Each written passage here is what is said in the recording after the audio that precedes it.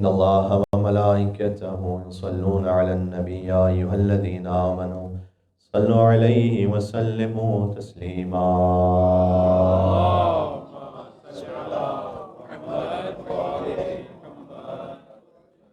أعوذ بالله من الشيطان الرجيم. بسم الله الرحمن الرحيم. لا حول ولا قوة إلا بالله العلي العظيم. حسبنا الله ونعم الوكيل، نعم المولى ونعم النصير، وبه نستعين وهو خير ناصر ومعين. وصلى الله على رسوله الكريم حبيب إله العالمين سيدنا ونبينا ومولانا بالقاسم محمد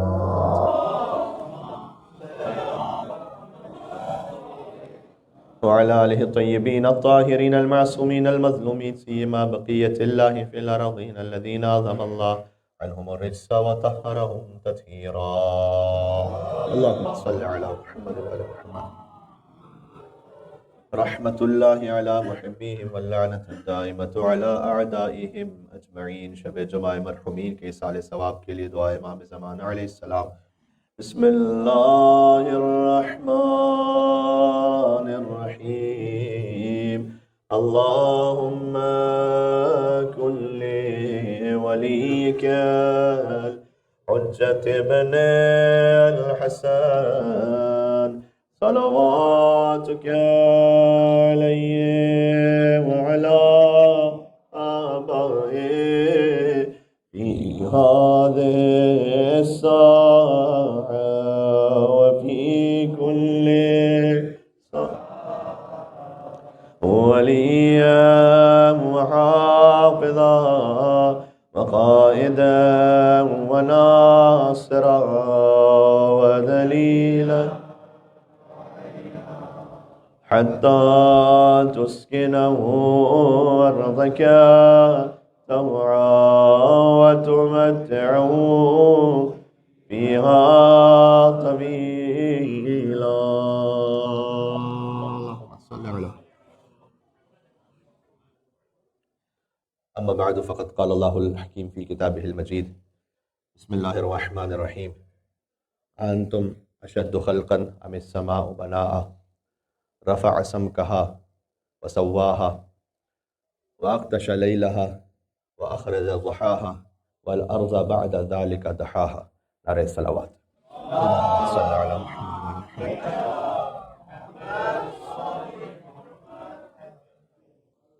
سورہ مبارکہ نازعات کی ان آیات کی تلاوت کا شرف حاصل کیا گیا کہ جن کا تعلق براہ راست موضوع سے ہے.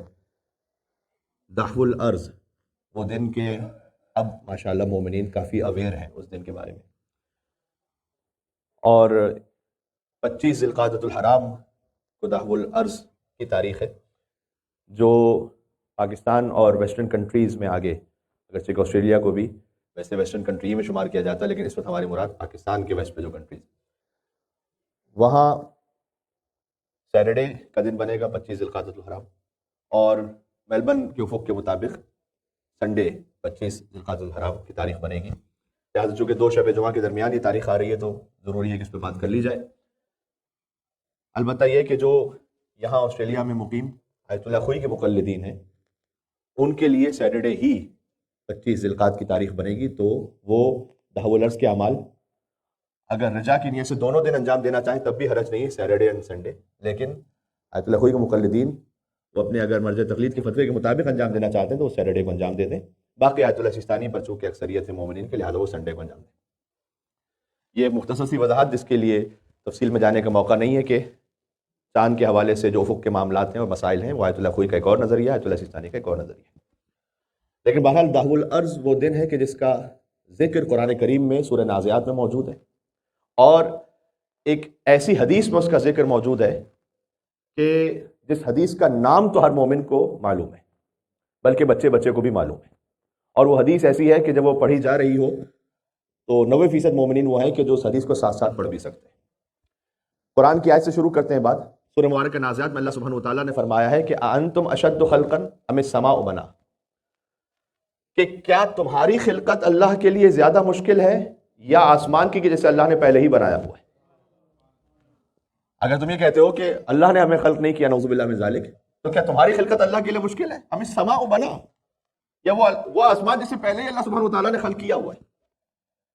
اور رفع سم کہا فسواہا، اور اس کی چھت کو اللہ نے بلند کیا اور اسے پھر سوارا. آسمان کی بات ہو رہی ہے. وَأَغْطَشَ اللَّيْلَهَا، اور اللہ نے آسمانوں پر رات کے اندھیرے کو پھیلا دیا. وَأَخْرَجَ ضُحَاهَا، اور پھر اسی میں سے آسمان پر دن کی روشنی کو نکالا. وَالْأَرْضَ بَعْدَ ذَلِكَ دَحَاهَا، اور پھر رب وہ ہے کہ جس نے آسمان کی خلقت کے بعد زمین کو دحاها دحو الارض پھیلا دیا. دحو الارض یعنی وہ دن کہ جس دن زمین کو اللہ نے بچھایا کعبے کے نیچے سے. اب اس کا ایک سائنٹیفک پورا بیک گراؤنڈ ہے کہ جس میں مختلف ریسرچز ہیں، لیکن جو ایک بہت پاپولر ریسرچ ہے وہ یہ بھی ہے کہ زمین وہ بہت زیادہ گرم تھی، بلکہ اس پر آگ تھی، اور اللہ سبحانہ و تعالیٰ نے، یہ اللہ تو میں کہہ رہا ہوں نا، سائنٹسٹ تو خیر اس کو کسی اور طریقے سے کہتے ہیں، کہ بے انتہا بارش برسی زمین پر آسمانوں سے. کیونکہ خود اس آیت میں دلیل ہے یہ آیتیں کہ اللہ نے آسمان کو پہلے خلق کیا ہے، زمین کو اس کے بعد خلق کیا ہے. یہ ذہن میں رکھیے، جو ترتیب ہے خلقت کی اس میں پہلے اللہ سبحانہ و تعالیٰ نے فرمایا کہ تمہاری خلقت زیادہ مشکل ہے یا اس آسمان کی جیسے اللہ نے بنایا ہوا ہے، اس کے بعد اس کی چھت کو اوپر کیا، اسے سوارا، اس میں رات بھی پیدا کی، اس میں دن بھی خلق کر دیا. والارض بعد ذالک، یہ سب ہونے کے بعد اللہ نے زمین کو بنایا. یہ سب ہونے کے بعد اللہ سبحانہ و تعالیٰ نے زمین کو بچھا دیا. تو جو زمین ہے اس کی خلقت اس انداز سے تھی کہ وہ بہت زیادہ گرم ہے، رہنے کے قابل نہیں تھی. تو اس پر آسمانوں سے بارش برسی، اور اتنی زیادہ بارش برس گئی کہ اس کے بعد وہ زمین آہستہ آہستہ وہ ٹھنڈی ہو گئی کہ جو رہنے کے قابل ہو جائے. اور اللہ سبحانہ و تعالیٰ نے آگے خود اس میں پھر فرمایا سورہ نازعات میں کہ اخرج ماءها ومرعاها، پھر زمین ہی سے اللہ سبحانہ و تعالیٰ نے پھر پانی کو بھی نکالا اور تمہارے لیے زراعت کو بھی نکالا، اور پہاڑوں کی میخوں کو زمین پر گاڑ دیا تاکہ زمین بیلنس رہے. یہ واقعہ کب پیش آیا کہ آج بھی دیکھیے گا کہ زمین کے اندر وہ آگ بھی ہے کہ جس سے کبھی لاوا پھٹتا بھی ہے اور وہ آگ باہر بھی آ جاتی. اور کہا جاتا ہے کہ تقریباً اگر آپ زمین کے اندر 60 کلومیٹر تک اندر چلے جائیے تو پھر وہاں پر گویا آگ ہی کی کیفیت ہے اب بھی، جو کہ کبھی کبھار وہ باہر آ جاتی ہے پہاڑوں کے ذریعے سے. تو یہ اللہ سبحانہ و تعالیٰ کی قدرت ہے. اللہ نے جب وہ زمین ٹھنڈی ہو گئی اور اس قابل ہو گئی کہ یہاں پر آبادی ہو سکے، تو جس مقام پر آج کعبہ ہے وہاں سے زمین کو بچھانا شروع کیا، یہاں سے زمین پھیلنا شروع ہوئی. یہ دحو الارض کا لفظ ذہن میں رہے گا آپ کے، زمین کو بچھانا. اس کی کچھ سگنیفیکنس میں عرض کروں گا آپ سے. دحو الارض فقط زمین بچھنے کا دن نہیں ہے بلکہ یوم ولایت بھی ہے. ابھی آپ سے عرض کرتا ہوں. پہلے مل کے صلوات بھیجتے محمد و آل محمد پر. اللہم صلی علی محمد و آل محمد. ہے میرے ساتھ آپ انشاءاللہ؟ تو زمین کو اللہ سبحانہ و تعالیٰ نے بچھانا شروع کیا. یہ ہے قرآن میں والارض بعد ذالک دحاہا اس لفظ کے ساتھ. طحاہا کا لفظ بھی ہے قرآن میں، اس کا مطلب بھی بچھانا ہے مختصر سے ایک فرق کے ساتھ. والشمس وضحاہا والقمر اذا تلاہا والنہار اذا جلاہا واللیل اذا یغشاہا والسماء وما بناہا والارض وما طحاہا ونفس وما سواہا فالہمہا فجورہا وتقواہا. یہ 11 قسمیں کھانے کے بعد قد افلح من زکاہا وقد خاب من دساہا. یقیناً کامیاب وہ ہو گیا جس نے اپنے نفس کو پاک کر دیا، نامراد ہو گیا جس نے اپنے نفس کو برباد کر دیا. یہ وہ واحد سورہ ہے کہ جسے اللہ سبحانہ و تعالیٰ نے 11 قسموں سے شروع کیا. اور یہیں پر یہ بات آ جائے، اگرچہ کہ بعد میں کہنی تھی اعمال دحو الارض میں، لیکن دحو الارض کے اعمال میں خاص نماز ہے، اور اس نماز میں آپ نے سورہ شمس کو پڑھنا ہے، جس سورہ شمس کی ان آیتوں کو میں نے پڑھا آپ کے سامنے. اور وہ نماز کا وقت ہے چاشت کا، یعنی تقریباً سمجھ لیجئے جب صبح کا ایک پہر گزر چکا ہو تو صبح 9 بجے سے 10 بجے تک کے درمیان تقریباً یہ وقت بنے گا. آپ نماز پڑھیے 2 رکعت نماز، جس کی دونوں رکعتوں میں الحم کے بعد 5 مرتبہ سورہ شمس پڑھنا. کوئی زیادہ طولانی سورہ نہیں ہے. قد افلح من زکاها وقد خاب من دساها كذبت ثمود بتقواها اذ انبعث اشقاها فقال لهم رسول الله ناقة الله وسقياها فكذبوه فعقروها فدمدم عليهم ربهم بذنبهم فسواها ولا يخاف عقباها. یہ سورہ آپ یاد نہ ہو آپ تو دیکھ کے پڑھ لیجیے، اجازت ہے اس کی. 5 مرتبہ سورہ شمس کو پڑھنا ہے، پہلی اور دوسری رکعت. اس کے بعد ایک دعا ہے، وہ دعا مفاتیح الجنان میں لکھی ہوئی ہے. اس دعا میں امام زمان علیہ السلام کا بھی ذکر ہے. امام زمان علیہ السلام کا بھی بڑا گہرا تعلق ہے دحو الارض کے دن سے. بھی عرض کرتا ہوں تو یہ ہے قرآن میں والارض بعد ذالک دحاہا. وہ حدیث کے جس میں بہت زیادہ واضح ہے دحو الارض کا ذکر، اسی روٹ ورڈ کے ساتھ کہ جو دحو ہی سے ہے. میں آپ کے سامنے پڑھتا ہوں, آپ میرے ساتھ پڑھیں گے انشاءاللہ کہ وَأَوْمَا بِيَدِهِ الْيُمْنَى إِلَى السَّمَاءِ. بی بی فاطمہ سلام اللہ علیہ کہتی ہیں کہ میرے بابا نے چادر کو دونوں طرف سے پکڑ لیا اور آسمان کی طرف اشارہ کیا, اور آسمان کی جانب دست مبارک سے اشارہ کرنے کے بعد وَأَوْمَا بِيَدِهِ الْيُمْنَى إِلَى السَّمَاءِ وَقَالَ اللَّهُمَّ إِنَّ هَؤُلَاءِ أَهْلُ بَيْتِي وَخَاصَّتِي وَحَامَّتِي لحمهم لحمي ودمهم دمي يؤلمني ما يؤلمهم ويحزنني ما يحزنهم أنا حرب لمن حاربهم وسلم لمن سالمهم وعدو لمن عاداهم ومحب لمن أحبهم إنهم مني وأنا منهم فاجعل صلواتك وبركاتك ورحمتك وغفرانك ورضوانك علي وعليهم وأذهب عنهم الرجس وطهرهم تطهيرا. اللهم صل على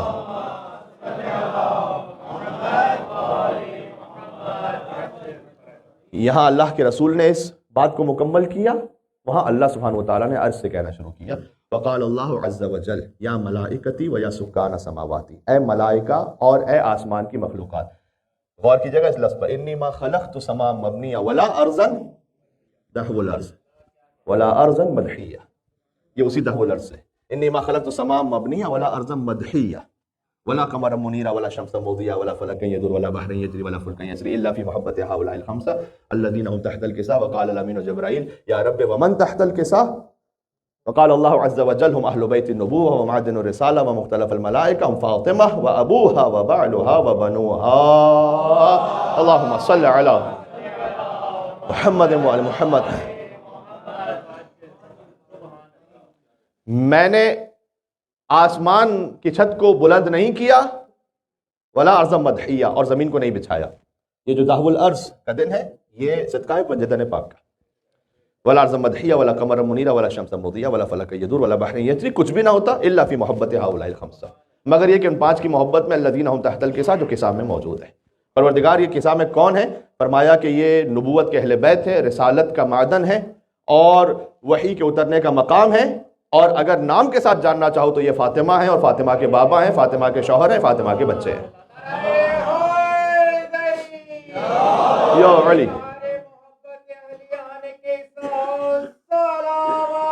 اللہم صل علی محمد وعلی محمد. یہ 25 ذوالقعدہ کی تاریخ ہے. میں اہم ترین عمل جو اکثر مومنین جانتے ہیں وہ ہے روزہ رکھنا. اگر آپ پر رمضان کا کوئی قضا روزہ ہے یا مستورات پر ان کے مخصوص ایام کی وجہ سے جو روزے قضا ہو جاتے ہیں اور اب تک انہوں نے قضا مکمل نہیں کی اور ان پر قضا اس طرح سے باقی ہے, تو آپ قضا کی نیت سے روزہ رکھیں گے, لیکن قضا اتر بھی جائے گا اور انشاءاللہ 25 ذوالقعدۃ الحرام روزہ رکھنے کا ثواب بھی عطا ہوگا. یہ وہ روزہ ہے کہ جو سال کے 4 اہم ترین روزوں میں سے ایک ہے. 4 دن ایسے ہیں کہ جہاں پر معصومین علیہ السلام کی خاص تاکید ہے کہ روزہ رکھا جائے. پہلا ہے اس میں 17 ربیع الاول کا دن, روزے ولادت سرکار ختمی مرتبت صلی اللہ علیہ وآلہ وسلم, اللہم صل علی محمد وعلی محمد, و ولادت امام جعفر صادق علیہ السلام, اللہم صل علی محمد وعلی محمد. 27 رجب المرجب عید مبعث, جب سرکار ختمی مرتبت نے نبوت کا اعلان فرمایا, پہلی وحی کا نزول ہوا. اقرا بسم ربک الذی خلق, خلق الانسان من علق, اقرا وربک الاکرم الذی علم بالقلم, علم الانسان ما لم یعلم. یہ 5 آیتیں نازل ہوئی. 18 ذی الحج جب دین مکمل ہو گیا اور صلوات کا ساتھ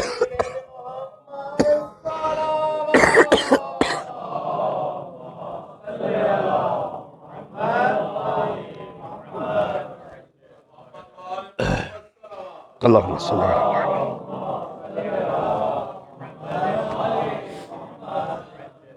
وسلم. آج کی شب کی حد تک شاید آپ کو تھوڑے سے بریکس برداشت کرنے پڑیں گے, میں کوشش کرتا ہوں کہ تسلسل سے بات ہوتی رہے. تو عرض یہ کہ 25 ذوالقعدۃ الحرام, یعنی آپ تصور فرمائیے گا, جس ردیف میں 17 ربیع الاول ہے اور 27 رجب ہے اور 18 ذی الحج ہے, اس ردیف میں ہے 25 ذوالقعدۃ الحرام. 15 شعبان کا روزہ ہمارے یہاں بڑا معروف ہے اور رکھنا بھی چاہیے شعبان المعظم کی مناسبت سے, لیکن 15 شعبان المعظم کے لیے الگ سے باقاعدہ کوئی اس طرح کی فضیلت کی حدیث نہیں آئی. 15 شعبان کے روزے سے بھی زیادہ افضل روزہ ہے 25 ذوالقعدہ کا روزہ. غور کیجئے گا. تو یہ سارے ولایت کے ایام ہیں نا، 17 ربیع الاول، 27 رجب پہلی وحی کا نزول، 18 ذی الحج دین مکمل ہو گیا، اور 25 ذی القعدۃ الحرام۔ تو 25 ذی القعدۃ الحرام کی شب بھی عبادت کے لیے بہت زیادہ اس کی تاکید ہے۔ آپ مفاتح الجنان میں دیکھیے گا تو اس میں کچھ اعمال بھی مختصر سے لکھے ہوئے ہیں۔ 25 ذی القعدۃ الحرام آپ اس کی شب بھی اگر ہو سکے کم از کم تو ایک مختصر سا عمل تو یہ کر لیجئے کہ سورہ یاسین پڑھ کر آپ ہدیہ کر دیں امام رضا علیہ السلام کو، اس لیے کہ 25 ذی القعدہ کا تعلق بہت گہرا امام رضا علیہ السلام سے بھی، اور وہی ہے کہ حسن بن علی وشا یہ کہتے ہیں کہ میں کم سنی میں تھا اور میں اپنے والد کے ساتھ شب 25 ذی القعدہ پہنچا امام رضا علیہ السلام کے گھر پر ان کے دسترخوان پہ۔ اب یہاں جب حرم میں ہم زیارت کے لیے جاتے ہیں اور دسترخوان امام رضا علیہ السلام نصیب ہو جاتا ہے تو کتنا اپنے آپ کو سعادت مند سمجھتے ہیں۔ تو جو خود امام کے گھر میں ان کے دسترخوان پر حجت خدا کے ساتھ بیٹھ کر دسترخوان امام رضا علیہ السلام پہ طعام کھا رہا ہو تو آپ کی سعادت کا اندازہ لگائیے گا۔ تو حسن بن علی وشا کہتے ہیں کہ میں تو کمسنی میں تھا، میں اپنے بابا کے ساتھ گیا اور وہ 25 ذی القعدہ کی رات تھی۔ امام نے کہا کہ جانتے ہو کہ آج کی رات کون سی ہے؟ اور پھر امام السلام نے فرمایا کہ یہی وہ رات ہے کہ جب اللہ عز و جل نے کعبے سے زمین کو بچھانا شروع کیا، اور یہی وہ دن ہے کہ جب آدم علیہ السلام، ایک روایت کے مطابق یہ کہ ان کی توبہ قبول ہوئی، یا یہ کہ آگے بڑھ کے یوں کہوں کہ نوح علیہ السلام ان کی کشتی وہ پار لگ گئی، ابراہیم علیہ السلام کی ولادت ہوئی، عیسیٰ علیہ السلام کی بھی ولادت ہوئی۔ حضرت عیسیٰ علیہ السلام کی ولادت جارجن کیلنڈر کے مطابق 25 دسمبر ہے، اسلامی کیلنڈر کے مطابق، تقویم کے مطابق 25 ذی القعدۃ الحرام ہے، ذہن میں رکھیے گئے۔ حضرت عیسیٰ علیہ السلام کی بھی ولادت ہوئی، اور یہی وہ دن ہے کہ جب ہمارے قائم کا قیام شروع ہوگا۔ ایک مل کے صلوات بھیجیں مولا امام زمان علیہ السلام پر، اللہم صلی علی محمد وعلی محمد۔ البتہ یہ جو روایت میں نے ابھی آپ کے سامنے عرض کی اس میں بظاہر میرے ذہن میں جو اس وقت آ رہا ہے جو حضرت آدم علیہ السلام کی توبہ کا جملہ بظاہر شاید نہیں ہے اس روایت میں، تو میں اس کو فی الحال اپنی خطابت سے واپس لے لیتا ہوں، جو کہ بظاہر شاید حضرت نوح علیہ السلام سے وہ روایت ہے کہ حضرت نوح علیہ السلام کی کشتی پار لگ گئی اس دن، حضرت ابراہیم علیہ السلام کی ولادت، حضرت عیسیٰ علیہ السلام کی ولادت، اور ہمارے قائم حضرت حجت کا قیام شروع ہوگا۔ اللہم صلی علی محمد وعلی محمد۔ ان ساری مناسبتوں کا تعلق ہی اللہ کی ولایتوں سے۔ حضرت نوح علیہ السلام کی کشتی میں جو سوار ہو گیا وہ نجات پا گیا۔ اہل بیت کی مثال کشتی نوح کی طرح سے ہے، جو اس میں سوار ہو گیا وہ نجات پا گیا۔ حضرت ابراہیم علیہ السلام وہ ہستی ہیں کہ جن کے لیے واضح طور پر اللہ سبحانہ و تعالیٰ نے قرآن میں اعلان فرمایا، وہ پہلے نبی، انی جاعلک للناس اماما، اے ابراہیم ہم نے آپ کو انسانوں کا امام بنایا۔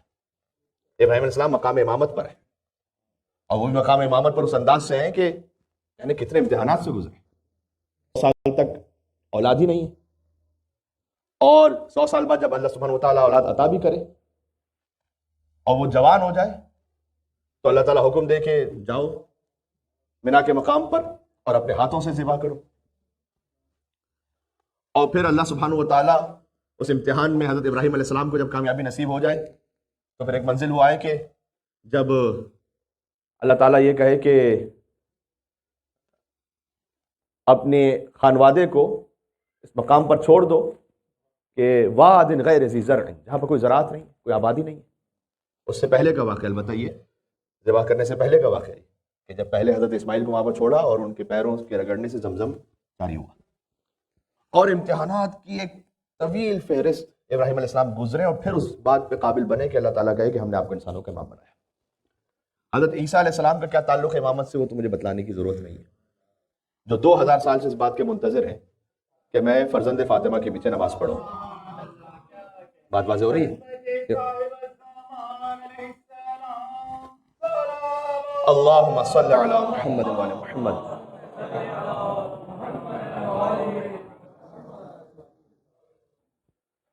اور حضرت حجت کا قیام بھی جب اس دن شروع ہوگا تو یہ خود گویا اشارہ ہے اس طرف کہ زمین کو اللہ نے بچھایا اس دن، اب اللہ سبحانہ و تعالیٰ بھیجے گا اپنی آخری حجت کو۔ عاشور کے دن ظہور کی روایت ہے لیکن ان کا قیام شروع ہوگا دہو الارض سے، 25 ذی القعدۃ الحرام سے، اور جیسے زمین پھیلی تھی اس دن کعبے کے نیچے سے، ویسے ہی وہ جو جان کعبہ ہے، روح کعبہ ہے، جب وہ اپنے قیام کا آغاز کرے گا تو اس کے قیام سے یملأ الارض قسطا وعدلا، پوری زمین پر عدالت بھی 25 ذی القعدۃ الحرام سے پھیلنا شروع ہوگی۔ آپ تعلق جوڑ رہے ہیں اس کو؟ تو دہو الارض کا ایک ظاہر ہے، ایک باطن ہے۔ ظاہر ہے زمین کا بچنا، باطن ہے اللہ کی آخری حجت کے ذریعے سے عدل الہی کا بچ جانا پوری زمین پر۔ صحیح؟ تو یہ ساری مناسبتیں دہو الارض پہ جمع ہو رہی ہیں۔ ایک اور مناسبت، اور مجھے پھر ایک چھوٹی سی بات پیش کرنی ہے اور میں بات کو ختم کر دوں گا، وہ یہ کہ بعض علماء کی تحقیق کے مطابق جب ذی القعدہ کے بعد ہے ذی الحج، اور حضور نے حجۃ الوداع انجام دیا، اور حج کے اختتام پر 18 ذی الحج کو علی بن ابی طالب کی مولائیت کا آفیشیل اناؤنسمنٹ کیا۔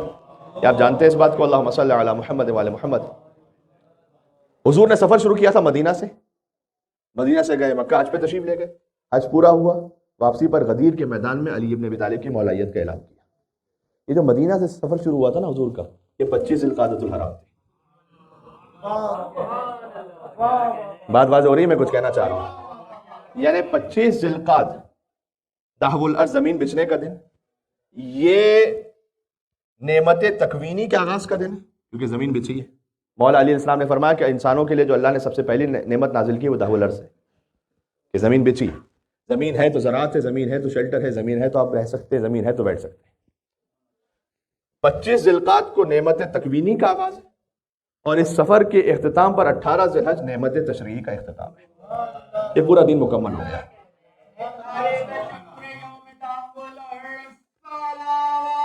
اللہم صلی علی محمد وعلی محمد۔ زمین بچھی ہے 25 ذی القعدہ، علی کی مولائیت کا اعلان 18 ذی الحج، 25 ذی القعدہ تراب سے مخصوص ہے، 18 ذی الحج ابو تراب سے مخصوص ہے۔ بات واضح ہو رہی ہے؟ تو یہ پورا سفر ہے۔ اچھا، اتنے اہم ترین دن پر بھی اللہ سبحانہ وتعالیٰ نے 25 ذی القعدہ جب زمین بچھی، اور زمین ہی کی وجہ سے سب کچھ ہے جو اس وقت دنیا میں ہے، یہ نہیں کہا کہ آج کے دن دین مکمل ہوا اور نعمتیں تمام ہوئی ہیں۔ نعمت تمام نہیں ہوئی، نعمت تمام ہوئی ہے غدیر کے دن۔ جیسے زمین نہیں ہے تو زندگی نہیں ہے، ویسے ولایت نہیں ہے تو دین نہیں ہے۔ یہ آپ اس تسلسل کو جوڑ لیجیے گا۔ تو یہ خاص اور خاص اللہ کی نعمت کا دن ہے۔ روزہ رکھنا، ایک روایت کے مطابق جو امام رضا علیہ السلام سے حسن بن علی وشا کی ملاقات ہوئی کہ روزہ رکھو 25 ذی القعدہ، 60 مہینوں کے روزے کا ثواب۔ ایک روایت کے مطابق فرمایا 70 سال کے روزے کا ثواب۔ ایک روایت کے مطابق فرمایا کہ جو روزہ رکھے اور شب میں عبادت کرے تو 100 سال کے روزے کا ثواب۔ یہ شاید ہر ایک کی اپنی اپنی معرفت کے اور اپنے اپنے خلوص کے اعتبار سے اس پہ فرق ہے۔ اور چونکہ زمین بچھی ہے تو آپ اگر 25 ذی القعدہ کو روزہ رکھ لیں تو زمین کی ولادت ہے نا، تو پوری زندگی روزہ رکھنے کا ثواب۔ بات واضح؟ تو جو خاص اور خاص اعمال ہیں ان میں یہ ہے کہ روزہ رکھنا، چاش کی نماز میں نے آپ کی خدمت میں عرض کر دی۔ غسل بھی بعض فقہا نے بیان کیا ہے، البتہ رجا کی نیت سے اس کو انجام دیں، یعنی اس امید پر کہ شاید اللہ سبحانہ وتعالیٰ نے اس دن چاہا ہو نماز کے لیے بعد میں وضو بھی انجام دے دیں۔ ایک عمل آغائے میر داماد نے، ایک بہت بزرگ عالم گزرے ہمارے، انہوں نے ایک رسالہ لکھا ہے، رسالۃ اربعۃ ایام، 4 دنوں کے بارے میں رسالہ۔ وہ 4 دن جن میں روزہ رکھنا خاص ثواب رکھتا ہے، وہ 4 دن میں نے ابھی بتا دی۔ ان 4 دنوں پر انہوں نے پورا ایک رسالہ لکھا۔ اس میں جب وہ دہو الارض پہ پہنچے تو انہوں نے کہا کہ روزہ رکھنا اس دن کا افضل عمل ہے، لیکن پھر آگے کہا کہ افضل اعمال المستحبہ وآکد الاعمال المسنونہ، کہ افضل ترین روزہ رکھنے سے بھی زیادہ بہتر عمل اور افضل عمل، روزہ تو ہے ہی، اسے ضرور رکھیں، اور وہ سنت جس کی روزے سے بھی زیادہ تاکید کی گئی ہے، زیارت علی ابن موسیٰ رضا، مولا علی ابن موسیٰ رضا علیہ السلام کی زیارت۔ 25 ذی القعدہ مولا رضا علیہ السلام کی زیارت ضرور پڑھیں، چاہے مختصر زیارت ہے، السلام علیکم یا غریب الغرباء یا معین الضعفاء والفقراء ایھا الرضا ورحمۃ اللہ وبرکاتہ، مختصر زیارت پڑھیں، یا صلوات مولا رضا علیہ السلام کی مخصوص پڑھ کر مولا رضا کی زیارت کی نیت کریں. اللہم صلی علی علی ابن موسیٰ الرضا المرتضی الامام التقی النقی وحجتک علی من فوق الارض ومن تحت الثری الصدیق الشہید صلاة کثیرة تامة ذاکیة متواصلة متواترة مترادفة کافضل ما صلیت علی احد من اولیائک. یہ امام رضا علیہ السلام پر خاص صلوات ہے. پروردگار تو درود و سلام بھیج اس امام پر جو رضا ہیں، مرتضی ہیں، تقی ہیں، نقی ہیں، شہید ہیں اور حجت ہیں، جو کچھ آسمانوں کے نیچے جو کچھ زمین سے اوپر ہے سب پر حجت ہے. وحجتک علی من فوق الارض ومن تحت الثری الصدیق شہید صلاۃ کثیرۃ تامۃ، وہ صلاۃ یعنی وہ درود و سلام کہ جو تامہ ہو، مکمل ہو، تامۃ ذاکیۃ جو ہمیشہ نشو و نما پانے والی ہو، یعنی وہ صلوات تو بھیج پروردگار کہ جو بڑھتی رہے ہمیشہ. صلاۃ تامۃ ذاکیۃ متواصلۃ جو پے در پہ ہو، متواترۃ نہ رکنے والی ہو، مترادفۃ ایک کے بعد ایک فوراً آتی رہے. کافضل ما صلیت علی احد من اولیائک، اور ایسی صلوات بھیج ان پر کہ جیسے تو اپنے کسی بہترین ولی پہ نازل کرتا ہے. یہ خاص امام رضا علیہ السلام پر درود و سلام. سبحان اللہ. اللہم صلی علی محمد وعلی محمد.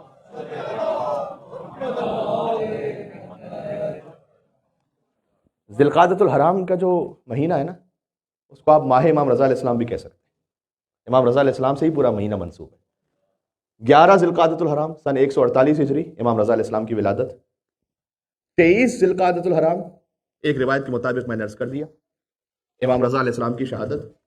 امام رضا علیہ السلام کی شہادت کی جو تاریخیں ہیں، 17 صفر المظفر بھی ہے تاریخ میں جو بر صغیر میں زیادہ معروف ہے، آخر ماہ صفر جو ایران و عراق میں زیادہ معروف ہے، 23 ذی القعدۃ الحرام جو اہلیان پنجاب میں بالخصوص زیادہ معروف ہے اور شیخ عباس قمی نے مفاتیح الجنان میں اسے لکھا ہے.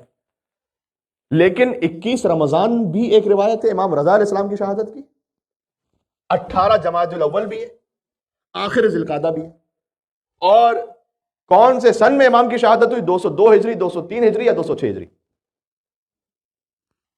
یہ ساری روایتوں کا خلاصہ یہ آدھے منٹ میں نے آپ کے سامنے پڑھ دیا. تو امام رضا علیہ السلام کی شہادت کی ایک روایت 23 ذی القعدۃ الحرام بھی، 25 ذی القعدۃ الحرام یوم دحو الارض امام رضا علیہ السلام کی زیارت کا مخصوص دن، اور 29 ذی القعدۃ الحرام کہ جو آنے والی ہے نیکسٹ ویک، وہ شہادت فرزند امام رضا علیہ السلام.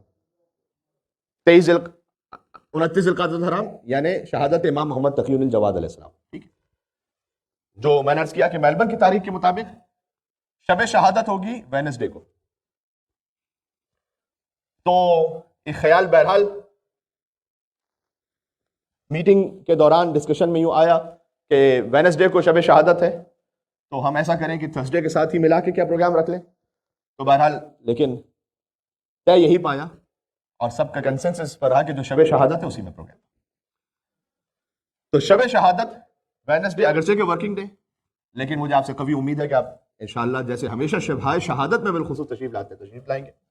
6:30 بجے نماز مغربین جماعت کے ساتھ شروع ہوگی، اور 7 بجے حدیث قصہ اور 2 سلام، اور 7:30 بجے خطابت. یہ ذہن میں رکھیے گا چونکہ اس دن دعائے کمیل کی شب تو نہیں ہے، لہٰذا خطابت کا وقت شب جمعہ سے تھوڑا سا ارلی رہے گا.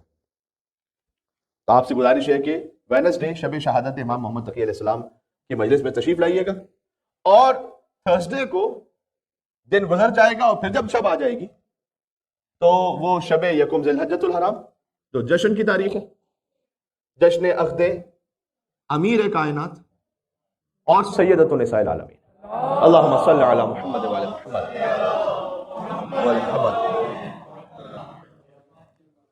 انشاءاللہ وینسڈے کو مجلس ایسا ہے، تھرسڈے کو جشن ہے.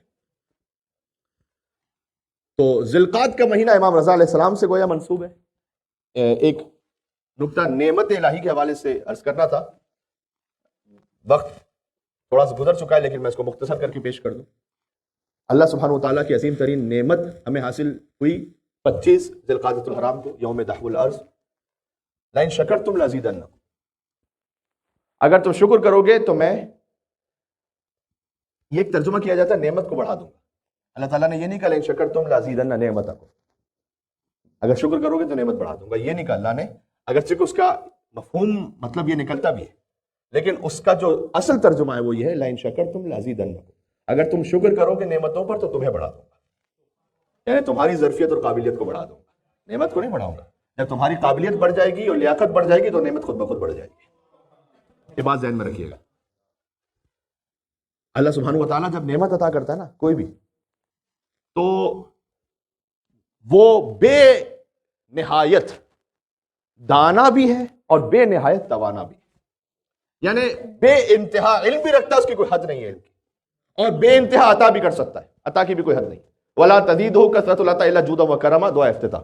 پروردگار تیری عطا سے تیرے جود و کرم میں اضافہ ہی ہوتا جاتا ہے، خزانوں میں کوئی کمی نہیں ہوتی. تو اللہ سبحانہ و تعالیٰ پھر نعمت عطا کر کے کسی موقع پر روک کیوں دیتا ہے؟ وہ یہ کہ انسان میں جتنی لیاقت اور ظرفیت ہوتی ہے اتنا اللہ عطا کرتا ہے، ورنہ وہ نعمت اس کے لیے وبال بن جائے گی آخرت میں. بات واضح ہو رہی ہے؟ فرض کیجئے کہ آپ کا اسٹمک فل ہے اور اس کے بعد بھی کھاتے چلے جائیے تو یہ کھانا فائدہ مند نہیں ہے، نقصان دہ، کیونکہ معدہ ہضم نہیں کر پا رہا. جو مومن ہوتا ہے نا، میں اس کی بات کر رہا ہوں، اللہ سبحانہ و تعالیٰ اس مومن کے لیے اہتمام کرتا ہے کہ اچھا اتنی نعمت تم ہضم کر سکتے ہو، اتنا لے لو، ورنہ آخرت میں یہ نعمت تمہارے لیے وبال جان ہوگی، اس لیے کہ تم اس کا حساب نہیں دے پاؤ گے. اتنا کافی ہے. بات واضح ہو رہی ہے؟ اچھا، یہ جو لیاقت و ظرفیت ہے نا، یہ بہت زیادہ اہم ہے، خاص طور پر روحانی نعمتوں کے معاملے میں.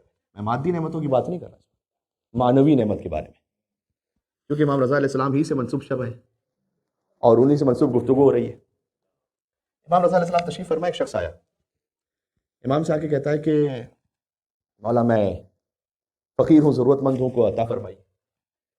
امام علیہ السلام نے کہا کہ اس وقت بظاہر کچھ دینے کے لیے نہیں ہے. ایسے واقعات بھی ہیں، ہمیشہ فقط یہ نہیں ہے کہ جو امام کے پاس آیا تو امام نے فوراً ہی کوئی معجزہ دکھا کے عطا فرما دیا، اس میں کوئی مصلحت تھی امام کی. امام نے بس اوقات یہ بھی کہا کہ اس وقت بظاہر کچھ نہیں ہے کہ تمہاری کوئی کمک ہو سکے. بیٹھ گئے ایک طرف. ایک اور شخص آیا، اب دیکھیں مصلحت کیا تھی اس جواب میں. ایک اور شخص آیا، اس نے کہا مولا آپ کی زیارت کے لیے آیا تھا، آپ کو سلام کرنے کے لیے. وہ جو پہلا شخص تھا نا، جب اس نے یہ کہا کہ مولا مجھے کچھ عطا کیجیے، امام کے سامنے ایک تھال تھا جس میں کچھ انگور تھے. اس وقت اس کو بھی امام نے یہ کہا کہ یہ انگور لو. اس نے یہ کہا تھا کہ مولا میں آپ سے کچھ مدد مانگ رہا ہوں، آپ کہہ رہے ہیں کہ یہ انگور لو. اس کا مطلب ہے کہ ابھی لیاقت و ظرفیت نہیں ہے کہ امام کی جانب سے کچھ عطا کو سنبھال سکے. اللہ اکبر.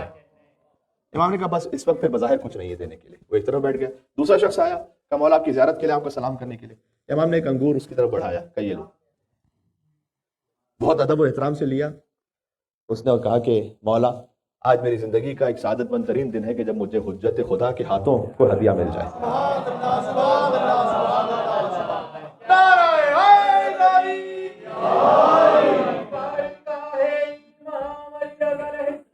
سنیے گا، اللہم صلی علی محمد وعلی محمد.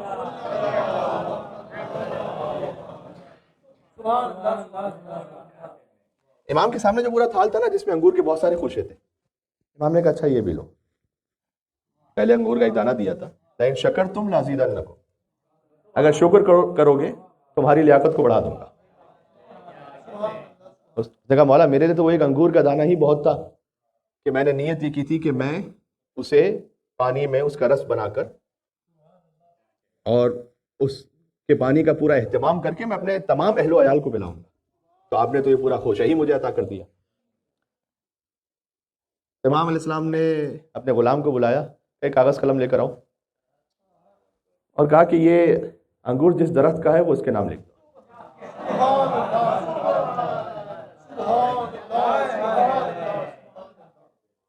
اس نے کہا مولا آپ تو کریم ابن کریم ہیں، میں تو لیاقت ہی نہیں رکھتا تھا، لیکن آپ نے اپنے کرم سے نواز دیا. امام نے اپنے غلام سے کہا کہ اس کے نیچے وہ درخت جس باغ کا ہے وہ پورا باغ لکھ دو. اب وہ شخص جو بیٹھا ہوا ہے نا پہلا، وہ دیکھ رہا سارا. ہوتا ہے نا کبھی کسی کو ایک کے بعد ایک نعمت ملتی رہے تو ہم دیکھتے ہیں کہ یہ کیا ہو رہا ہے. وہ مولا کا شکر ادا کر کے چلا گیا.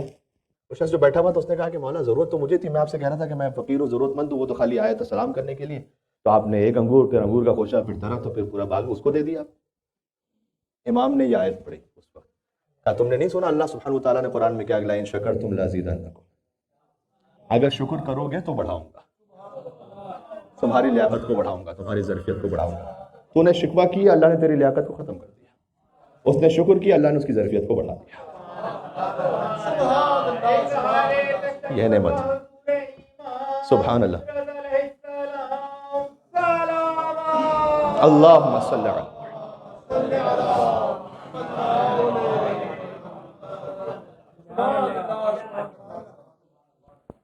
کاش ہم روحانی اور معنوی نعمتوں کو حاصل کرنے کے لیے اپنی ظرفیت کو بڑھا سکیں. ظرفیت کیسے بڑھتی ہے؟ تسلیم اور رضا سے. جو امام کہہ رہے ہیں اس کے سامنے تسلیم ہو جاؤ. جب تسلیم ہو جاؤ گے وہ ظرفیت بڑھائیں گے. جو عبداللہ ابن ابی یافور نے کہا تھا، میں نے آپ کے سامنے کسی مجلس میں پڑھا بھی تھا کہ مولا میں آپ کے سامنے اتنا تسلیم ہوں کہ اگر آپ ایک سیب یہ فرمائیں کہ اس میں سے آدھا حلال ہے اور آدھا حرام ہے تو میں آپ پر شک نہیں کروں گا کہ مولا یہ کیسے ممکن ہے کہ ایک سیب ہے، اس سیب میں سے آدھا حلال اور آدھا حرام، یہ کیسے ہو سکتا ہے؟ چونکہ آپ حجت خدا ہیں تو میں یقین کر لوں گا کہ جو اللہ نے حلال کہا ہے وہ آپ نے مجھے حلال بتلایا ہے، جو اللہ نے حرام کہا ہے وہ آپ نے مجھے حرام بتلایا ہے. یہ تسلیم. یہ جب تسلیم ہو جائے نا انسان کی روح تو پھر ظرفیت بڑھ جاتی ہے. تو اللہ سبحانہ و تعالیٰ کی نعمتوں کو فقط مادیات میں تلاش نہ کریں، وہ تو بہت چھوٹا سا حصہ ہے. اللہ نے حدیث قدسی میں کہا کہ میں دنیا مومن کو بھی دیتا ہوں، کافر کو بھی دیتا ہوں. ایک چیز فقط مومن کو دیتا ہوں، وہ ہے مجھ سے مناجات کی لذت. یہ بات سمجھ میں آ رہی ہے؟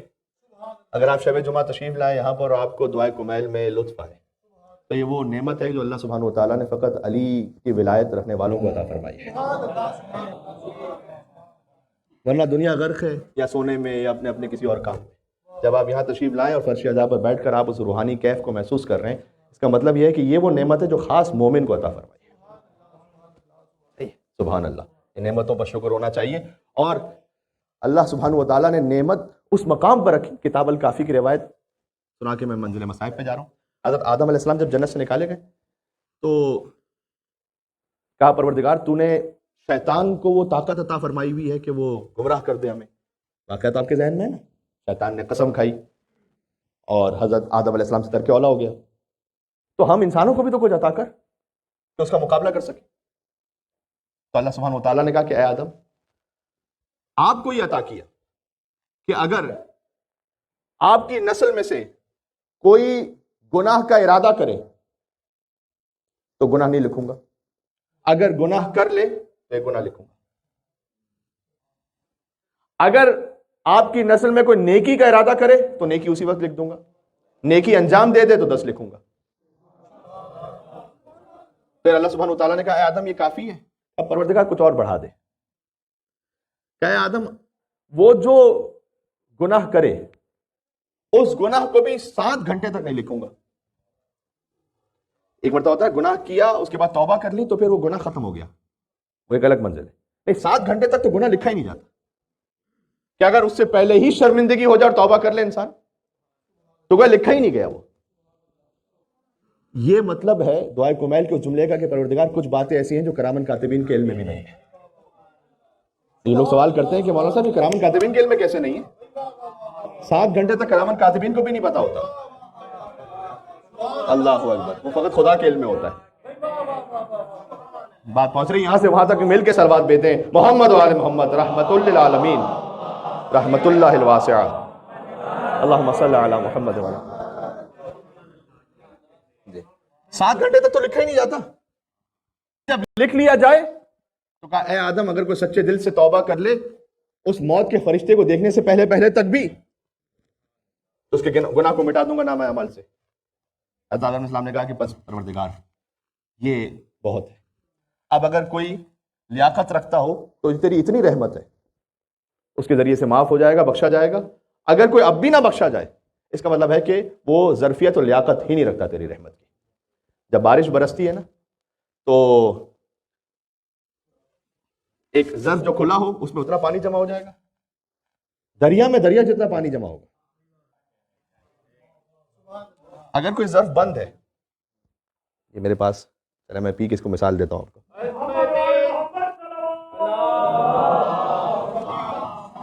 ابھی مثال تو نہیں بن پائے گی. خیر، ایک شخص نے دیکھا ایک گلاس تھا کہ جو الٹا رکھا ہوا تھا.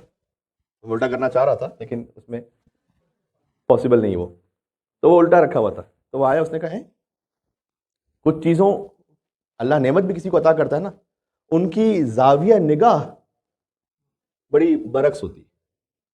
اس نے کہا گلاس اوپر سے بند ہے، فائدہ کیا گلاس کا؟ پھر اٹھایا، کہا رہے نیچے سے کھلا ہوا ہے، تو فائدہ کیا ہوا ذرا؟ کبھی اللہ کسی کو کوئی نعمت، مال، اولاد، دین، عقیدہ کچھ عطا کرتا ہے، لیکن وہ اس کی جو نگاہ ہوتی ہے وہ ایسی برعکس ہوتی ہے کہ اسے سمجھ ہی نہیں آ رہا ہوتا کہ اللہ سبحانہ وتعالیٰ نے کتنا بڑا کرم کیا ہوا اس پر، اور اب بھی شکوہ کر رہا ہوتا ہے اللہ سے. اچھا ہمارا اور معمولاً میں اپنے آپ پہ رکھ کے مثال دوں، ہمارا مزاج یوزول انسانوں کا یہ کہ اللہ نے جو 1000 چیزیں عطا کی ہیں اسے نہیں یاد رکھیں گے شکر کرتے وقت. وہ ایک چیز جو میں اپنے دماغ میں سوچ کے بیٹھا ہوں وہ کیوں نہیں ملے مجھے، اس کا شکر کرتا رہوں. اگر وہ ایک چیز بھی اللہ حکمت بتا دینا کہ کیوں نہیں دی، تو 1000 سجدے کر کے کہوں گا پروردگار شکر ہے کہ نہیں دی.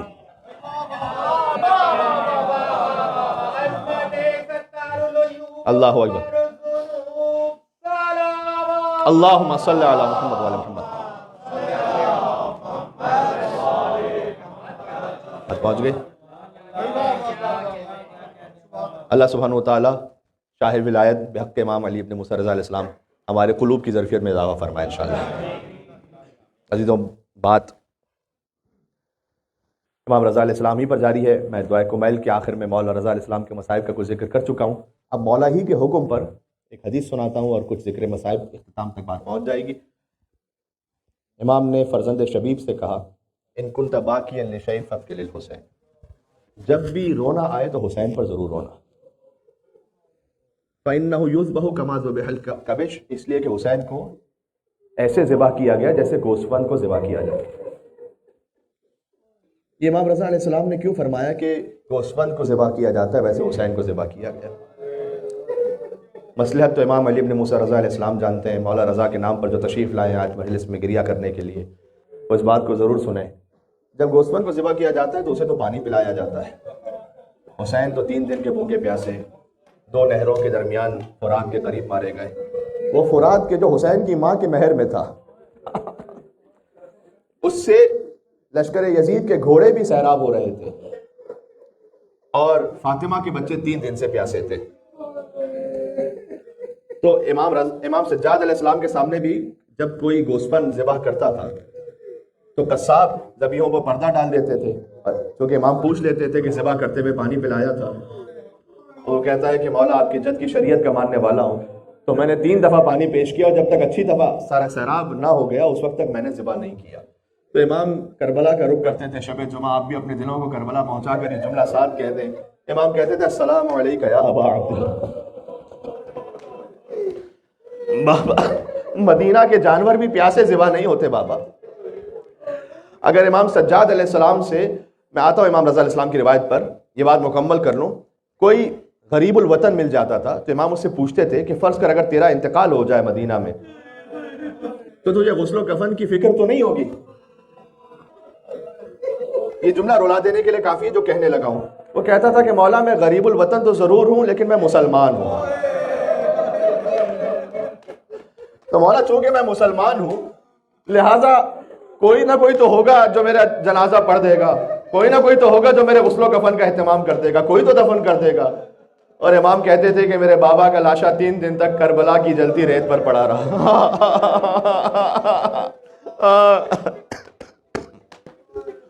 امام رضا علیہ السلام نے جو کہا کہ ایسے ذبح کیا گیا جیسے گوسفند کو ذبح کیا جاتا ہے، تو مولا میں آپ سے دست ادب جوڑ کے پوچھوں کہ ایک اور بھی حکم ہے، ابھی قربانی کا مہینہ آنے والا ہے نا، ایک اور بھی حکم ہے کہ جتنا تیز دھار سے جانور ذبح کر لو بہتر ہے تاکہ تکلیف کم سے کم ہو. تو حسین کو تو کن خنجر سے 13 ضربتوں سے مارا گیا. اچھا مولا یہ بھی حکم ہے کہ جب جانور کو ذبح کرو تو ممکن ہو تو اس کے ہم جنس جانور کو اس کے سامنے سے ہٹ، جو سمجھ گیا ان کو میرا سلام ہے. لیکن حسین تو ایسے ذبح ہوئے کہ 70 قدموں کے فاصلے سے بہن ہی دیکھ رہی تھی اور فریاد کر رہی تھی کہ اما فیکم مسلم، کیا تم میں کوئی ایک بھی مسلمان نہیں ہے کہ جو حسین کو ذبح ہونے سے روک لے؟ تو مولا میں دستیاجت جوڑ کے کہوں کہ آپ نے کیوں فرمایا کہ حسین کو ایسے ذبح کیا گیا جیسے گوسفند کو ذبح کیا جاتا ہے؟ شاید امام رضا علیہ السلام فرمائے کہ دیکھو جب جانور کو کوئی ذبح کرتا ہے نا تو کوئی دوسرا آ کے روکتا نہیں ہو کوئی ترس کھا کے، حلال کو جانور ہے، کوئی ترس کھا کے آ کے روکے گا تو نہیں نا کہ ارے نہ کیوں ذبح کرتے ہو بیچارے کو، نہ کرو. اللہ کا حکم ہے، اللہ کے حکم سے جانور ذبح کر دیتے ہیں. اس طرح جب حسین ذبح ہو رہے تھے تو 30,000 میں کوئی روکنے والا نہیں تھا. کوئی ایک نہیں تھا کہ جو آگے بڑھ کر کہتا کہ یہ فاطمہ کا جگر گوشہ بطول ہے، یہ رسول اللہ کے سینے پر سونے والا. حسین کا سر تن سے جدا ہوا. 2 سر ایسے ہیں، مصائب ختم ہو گئے، آپ نے گریہ بھی کر لیا.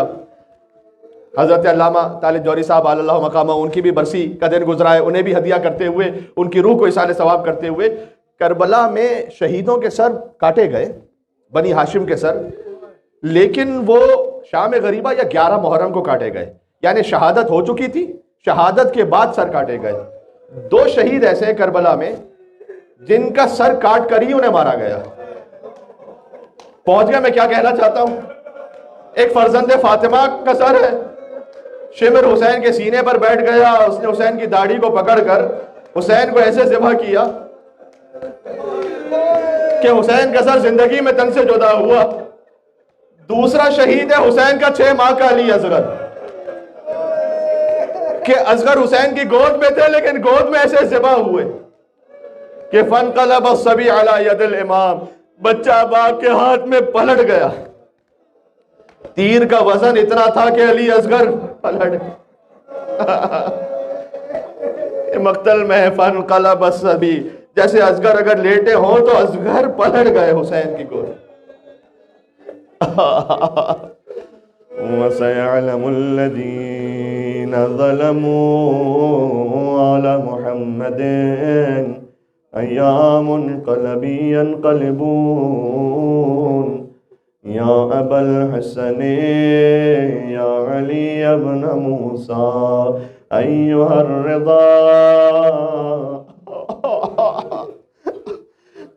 يَا ابْنَ رَسُولِ اللَّهِ يَا حُجَّةَ اللَّهِ عَلَىٰ خَلْقِهِ يَا سَيِّدَنَا وَمَوْلَانَا إِنَّا تَوَجَّهْنَا واستشفعنا وتوسلنا بك إلى الله وقدمناك بين يدي حاجاتنا يا وجيها عند الله اشفع.